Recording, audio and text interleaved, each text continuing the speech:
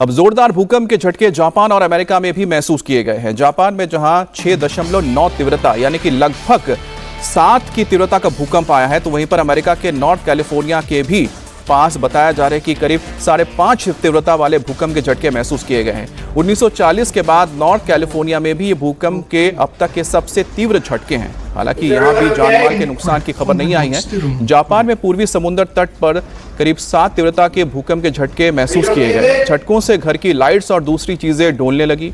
फिलहाल वहां सुनामी का कोई खतरा नहीं है। भूकंप का केंद्र जमीन के 50 किलोमीटर नीचे बताया जा रहा है। वहीं अमेरिका के उत्तरी कैलिफोर्निया में आए भूकंप का केंद्र विलिटिस शहर में 12 किलोमीटर जमीन के नीचे था। तो फिलहाल वहां से भी किसी बड़े नुकसान की खबर नहीं आई है। तो दो तस्वीरें आप देख रहे हैं।